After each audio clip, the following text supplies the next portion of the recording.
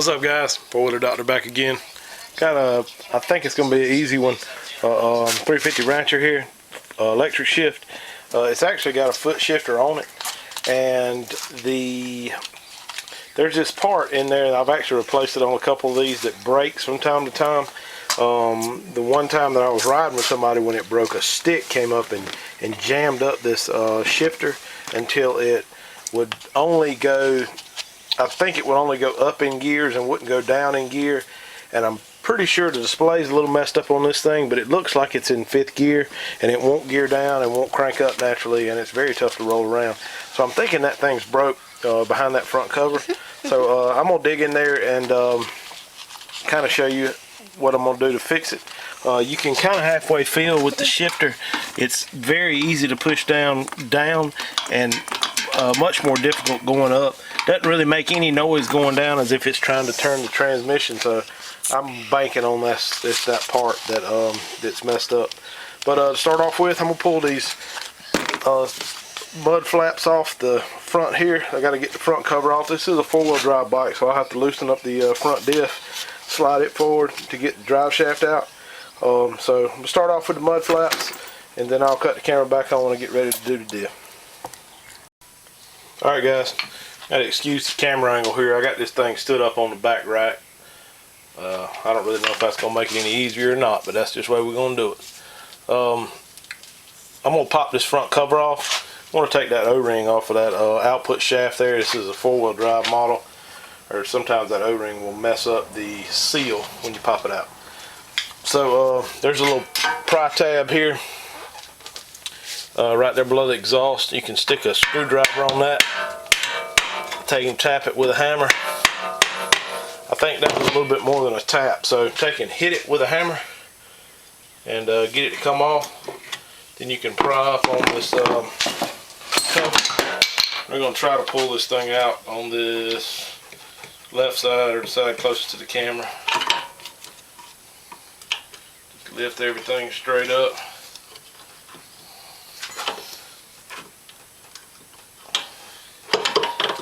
Forgot about this model.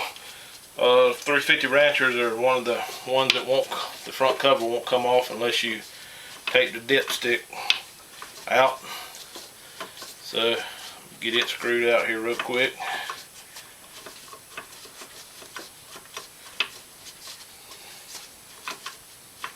Goodness gracious.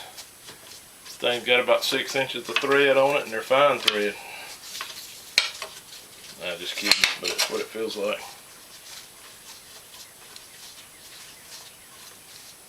There we go. Alright, dipstick's out. Pull up on the cover now. It'll come off a whole lot easier.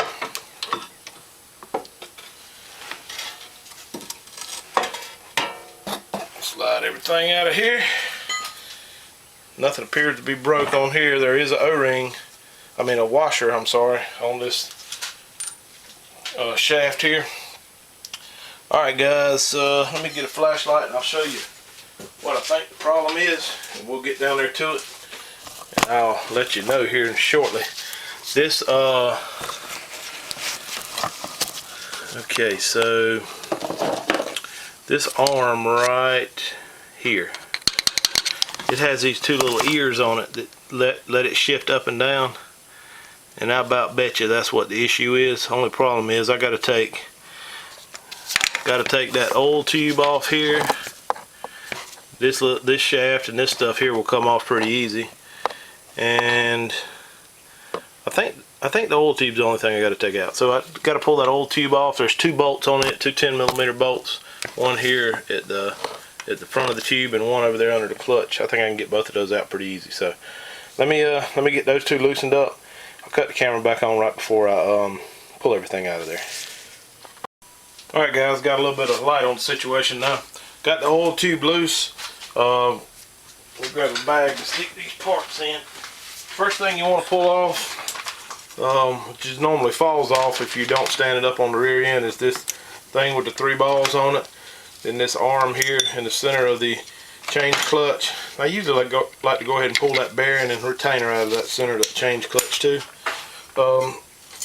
So then this shaft with the washer pull that oil tube up. I completely removed the bolt over here close to the camera, but the other one has a little arm on it, so I just loosened it up, swung the arm out of the way enough to get the oil tube out. Alright, now this next little fork piece is actually attached to the part that's somewhat in question. Let's see if I can get this thing to slide out of here and we not have to pull these clutches off.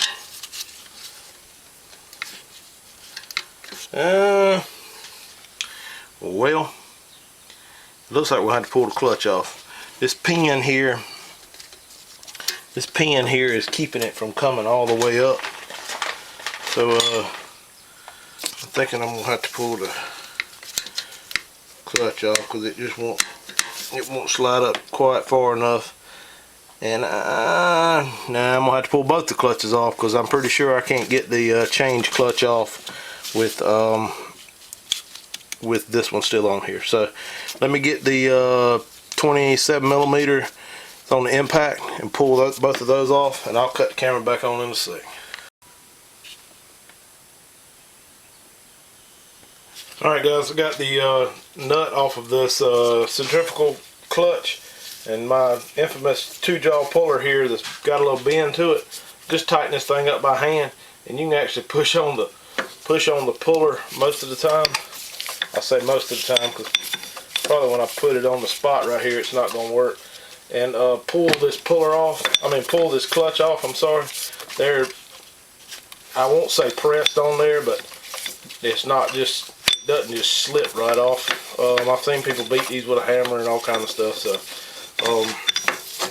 it doesn't take much with a bent 2-jaw, and then it comes off. Alright, so the next one we're going to pull off is the change clutch.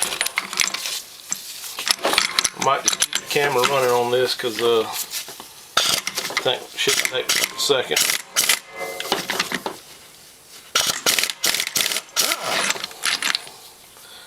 Alright, and then this change clutch just lifts right up. It doesn't have no kind of press bit or anything like that on it. Alright, got it out. And now, the moment of truth. Is this part what's broke? It is. Problem is, I don't know where the rest of it is. Okay, so what we got here, you see this little ear right here? That's what activates on the shift drum and on that star piece there. It's supposed to have an ear here and an ear here. That ear is completely gone, and what that does is it allows it to shift up but won't shift down, hence the reason it's in 5th gear now and won't crank, because it won't go into neutral. So I'm gonna look around in here and see if I see this part, but there's a lot of holes in the bottom of this thing, so there's a real good chance it went to the bottom end of the motor, and this owner can just hope and pray it don't get caught up in nothing. But I may have one of these in my parts house, so I'm gonna check that out today, and we may end up putting this thing back together today if I can find one. So alright guys, well, as my sometimes works out, my guess is right. I guess the next thing I need to do is try to shift this thing down into gear, into a neutral, so I can roll the thing around a little bit better. But in the meantime, I'm gonna find one of these. Alright guys, I'll cut the camera back on when I don't even know if I'll make one to put this back together. I'll just show you what your problem is, and this will just be a little short video. I've run into this, I say a handful of times. I might be stretching it 3 or 4 times.